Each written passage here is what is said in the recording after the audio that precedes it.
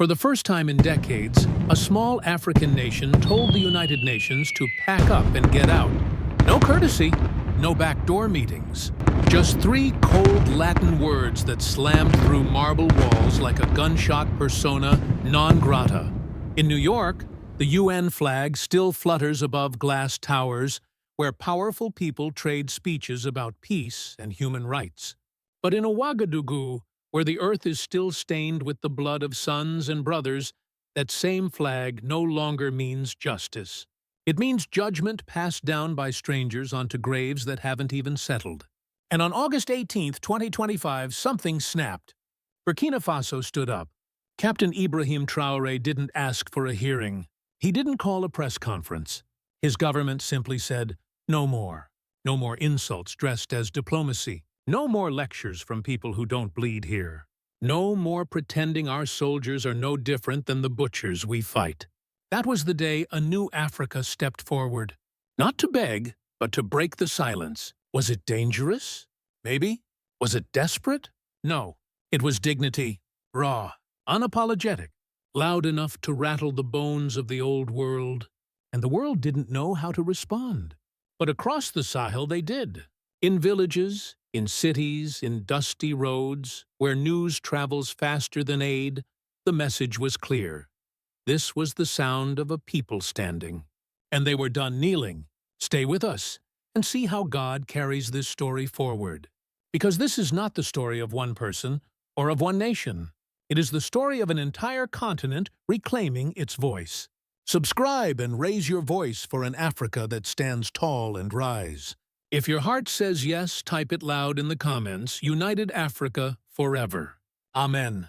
August 18th, 2025. On paper, just another Tuesday.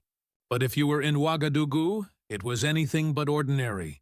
While diplomats in New York walked marble halls and worked on speeches, a different kind of message broke through the airwaves in Burkina Faso. It was short, cold, final. The government announced that Carol Flores Marexniak, the United Nations top official in the country, was no longer welcome. They used the term persona non grata. It may sound formal, but in diplomacy, it's the equivalent of slamming the door and locking it. It's something usually reserved for spies or people seen as a serious threat to national security. Not a UN employee. But Burkina Faso didn't offer an explanation. They didn't soften the message. They simply handed over the letter, raised their flag, and stood their ground while the world held its breath. For years, Burkina Faso had followed the rules. They accepted foreign aid. They put up with outside criticism. They listened quietly as international organizations dissected their conflicts like a school report. But not this time. Something inside that country finally gave way. And the moment it cracked didn't start with a protest or a speech. It started with a document. The United Nations had just released its annual Children and Armed Conflict report. It's supposed to shine a light on human rights issues in war zones. But this year it crossed a line. For the first time, it listed Burkina Faso's national army on the same page as terror groups like Al-Qaeda and ISIS. Think about that for a second. The same soldiers who patrol remote villages. The ones holding rifles patched with duct tape. The ones sleeping on dirt floors and guarding families from extremist attacks. Those same troops were being placed in the same category as the killers they're fighting against. For the people of Ouagadougou, it didn't just feel wrong, it felt like a betrayal. On national TV, the anger was direct. If our army is criminal, one host asked, then who protects us now? Out in the streets, that heartbreak turned into protest. Mothers who had lost sons in combat showed up with signs in hand. They weren't just angry. They were hurt. Their sons had died fighting, not attacking. Their message was simple and powerful. Our martyrs are not terrorists. Sovereignty is not for sale. Hands off our army.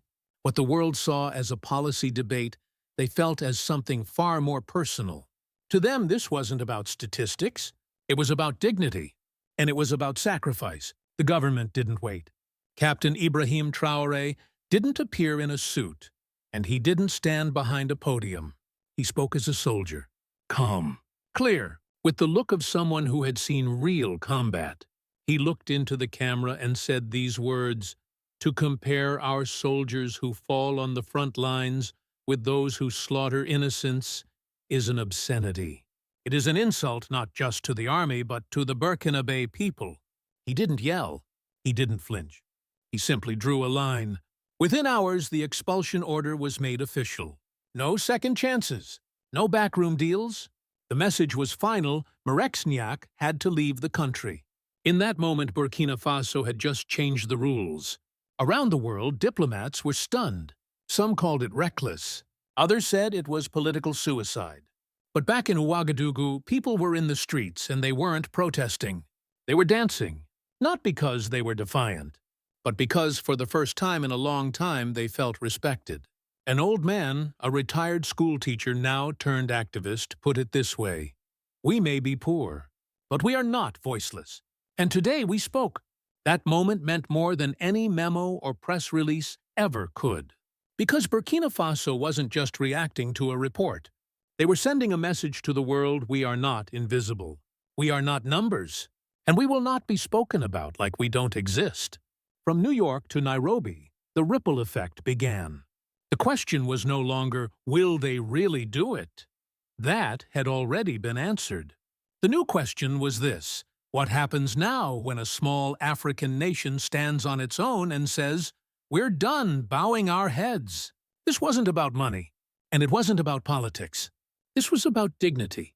To understand why Burkina Faso expelled the top UN official, you have to leave the comfort of air-conditioned buildings in Geneva and walk into the dry, dusty heat of the Sahel. You have to stop listening to think tanks and policy panels and start listening to the widows, to the mothers who buried their sons in graves without names. For too long, the world looked at African soldiers like they were just numbers in a spreadsheet. But in Ouagadougou, their sons, their brothers, their fathers. And when the UN's Children and Armed Conflict Report listed their names beside jihadist militias, the wound cut deeper than any bullet ever could. To call it a betrayal isn't exaggeration. Honestly, that word doesn't go far enough. The section that caused all of this, it was just a few paragraphs, but what it said changed everything. It listed Burkina Faso's national army alongside extremist groups in a list of those accused of harming children during conflict. The United Nations tried to explain it away. They said it was technical, a formality, based on unverified allegations. But in Ouagadougou, there was no room for nuance. People heard one thing loud and clear. They called our protectors predators. Captain Ibrahim Traoré didn't stay quiet. He spoke to the nation on television not as a politician, but as a soldier. And he chose every word like it mattered, like a man choosing his rounds before a battle. He said, "We cannot allow our defenders to be slandered as criminals. To compare our soldiers who fall on the front lines with those who slaughter innocents is an obscenity.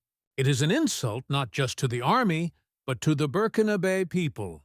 There was no shouting, just a firm, steady tone, the kind of voice that doesn't ask for pity. It demands respect. And across the country, in villages, in coffee shops, in family courtyards, people nodded. Young folks clapped. Even some who once doubted his leadership said he speaks for us. This wasn't about shielding soldiers from scrutiny. Burkina Faso had accepted outside help for years, training, support, reform. But this was different. Because there's a difference between making mistakes in war and being labeled a terrorist. There's a difference between confusion in combat and evil intent. And when the United Nations blurred that line, even without meaning to, people didn't see it as feedback. They saw it as condemnation. Then came the silence. From New York, nothing. No statement from the UN Secretary General. No emergency meeting. No press conference. Some said it was diplomatic. Others called it cowardice. But in Ouagadougou, the silence sounded like confirmation. As if even the UN knew they had gone too far. As if they realized the line between neutrality and negligence had been crossed. And while world leaders stayed quiet, something else was spreading fast. On African social media, Captain Ibrahim's latest news caught fire. Clips of his speech spread with captions like, "Finally, a leader who defends Africa's dignity. We are poor, but we are not powerless. This is what sovereignty looks like. That word sovereignty started to mean something new, not just legal talk, but something real, something to hold on to, a shield, a rallying cry, a prayer. In the West, experts sounded the alarm. They called the move risky, said it could disrupt aid, warned it would isolate the country. But in Ouagadougou, the questions were sharper. If we accept being called terrorists, what do we become? If the UN can't tell us apart from the people killing our children, why should we listen at all? For too long, global organizations followed an unspoken rule. Small countries should stay quiet because they need help. But on August 18, 2025, Burkina Faso broke that rule. And by doing so, they reminded the world of something uncomfortable. Even the poorest people on Earth still have the right to dignity.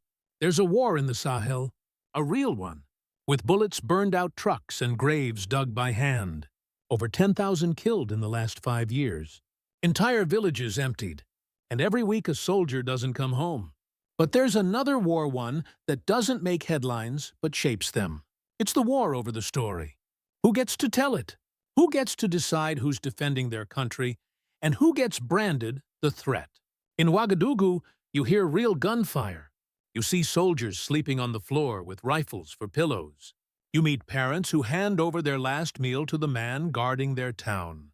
In New York, you hear a different sound. Keyboards clicking behind bulletproof glass. Drafting reports, choosing words that will decide policy aid and blame.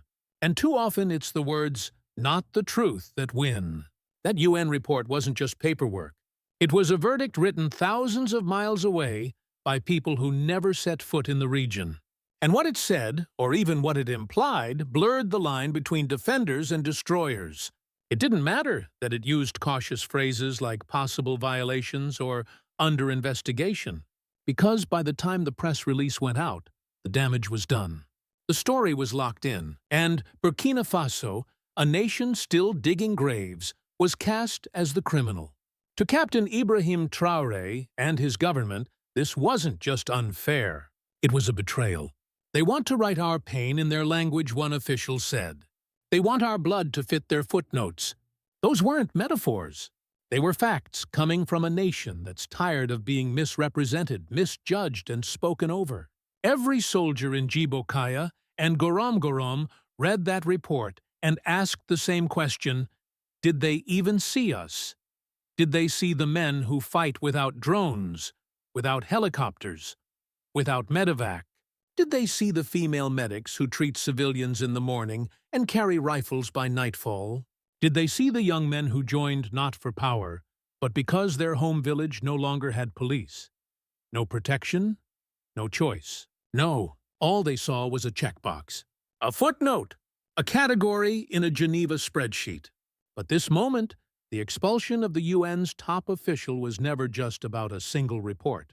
It was about something deeper, older, and harder to fix. It was about narrative theft, a century of it, because for too long the West has written Africa's story. They chose who was legitimate, who was unstable, who deserved attention and who didn't. They called entire regions conflict zones without naming the civilians trying to hold them together. They wrote policy briefs on Burkina Faso without setting foot in its capital. They designed aid packages, then used them as levers. So when Traoré rejected the report, he didn't just push back on the content, he pushed back on the whole system that created it. "We are not a paragraph in your report," he said. "We are a people, and we will speak for ourselves." And it hit like lightning. Across Burkina Faso, the youth responded instantly. They didn't wait for international approval. They launched hashtags, "Shadi should tell our truth." South Africa is not a subject artists turned bureaucratic language into poetry. Blunt, honest, unfiltered. On national radio, a veteran said, "If they call our defenders abusers, then they've never stood between a mother and a bullet." This war over meaning isn't symbolic. It's not a debate for academics. It's real, and it has real consequences. Narratives decide who gets international funding, who gets sanctioned, who gets left behind, and in a country fighting extremists with little support, morale is not optional, it's survival. Because when a soldier stops believing the world sees him as the good guy, he fights differently. Or worse, he stops fighting altogether. The United Nations didn't just risk losing moral credibility. They risked breaking the last line of defense between the Sahel and chaos, the Burkinabè army. And that's what Captain Ibrahim latest news really means. Not just new strategy, not just political tension. It's a shift in who gets to speak, who gets to define, who gets to say this time we will not be silent. So now we ask you, the listener, the viewer, the witness, who gets to write Africa's story? Who defines what dignity looks like? Who decides whether defense is honorable or criminal? If you believe Africa deserves the right to speak for itself, then say so. Type it. Share it. Just one word, amen. When Burkina Faso expelled the United Nations top official, the world didn't roar. It hesitated. In the days after August 18, 2025, something unusual happened. The most powerful institution on Earth, the United Nations, said nothing. No emergency meeting. No press release. No public response. Just silence. And that silence said everything. Behind closed doors in New York, diplomats whispered. They weren't shocked by the act itself. They were shocked by who did it. This wasn't Russia. It wasn't Iran. It was Burkina Faso, a small, landlocked African country that the world had long ignored. But not anymore. Suddenly, Burkina Faso was on the front page. In Washington, Paris, Brussels, and Moscow, the United Nations had a choice. It could push back and risk proving Captain Traoré right about their arrogance. Or it could stay silent and risk looking weak. In the end, they stayed silent. And that silence didn't just cost them credibility. It confirmed something many Africans already believed. When a poor nation stands up for its dignity, the world looks away. Western governments weren't silent, though. In Washington, think tanks called Traoré reckless. They said this move would isolate the country, that foreign aid would vanish, that Burkina Faso's children would suffer. But on the streets of Ouagadougou, the response was clear. You ignored our suffering for years. And now you care because we finally said no. In Paris, the reaction was sharper. Newspapers called the move diplomatic suicide. But they weren't mourning the people of Burkina Faso. They were mourning the loss of French influence in the region. They don't grieve our pain. They grieve their fading control. In Brussels, the EU tiptoed. Their statements were cautious, full of concern, but light on action. Some countries wanted pressure. Others wanted patience. So in the end, nothing happened. And in that hesitation, Africa heard something loud and clear. The West judges fast, but listens slowly. Elsewhere, far from European headlines, others paid attention. Russia applauded. State media called Traoré a hero of sovereignty. They compared his stance to their own fight against Western dominance. In the Kremlin, a new door opened. If the West won't listen to Africa, maybe we will. China stayed quiet. No speeches, no public drama. Just well-dressed diplomats offering roads, railways, and water systems. We don't interfere, they said. We partner. Turkey stepped in too. Hospitals, schools, food aid. They came with help, not history. So while the West warned of isolation, the rest of the world saw an invitation. But let's be honest. This isn't just about Burkina Faso. It's about a shift in power. If one small African nation can say no to the United Nations, who might be next? Mali, Niger, Chad, the Congo. Eyes are watching. Hearts are stirring. Because dignity is contagious. When one voice says enough, others start to whisper the same. And when enough whispers echo at once, the world changes. This isn't just the latest headline out of Burkina Faso. It's the sound of Africa rising. The days of quiet submission are over. The age of speaking back has begun. And what started in Ouagadougou might not stop there. In New York, a diplomat gently sets lilies in the United Nations lobby. Security guards nod coffee in hand as they pass beneath a quiet blue flag fluttering in the breeze. Across the ocean in Burkina Faso, that same flag is being lowered. No protest, no spectacle, just silence. And in its place, another banner rises, sovereignty. Because this was never just about a single report. Never just about one official being told to leave. It was about something far older and far deeper, the divide between how Africa is seen and how Africa sees itself. For generations, African dignity was shaped by someone else's pen. Our stories were framed by those who never spoke our languages. Our pain was time-stamped in foreign time zones, our soldiers judged from behind desks oceans away. And for too long we accepted that, because the aid came, because the cameras came, because we were told to be helped, you must first be humble. But something shifted. In Burkina Faso, in Mali, in Niger, young leaders no longer ask for permission. They're not waiting to raise their hands in rooms built in Brussels. They're raising their voices in Bamako, in Niamey, in Ouagadougou. And now the world watches, some with fear, some with awe, most with silence. Because the myth of a voiceless Africa is breaking, cracking like old marble under new weight. Captain Ibrahim Traoré didn't just defend his soldiers. He defended something sacred, the right to tell your own story. He didn't ask to be understood. He demanded to be respected.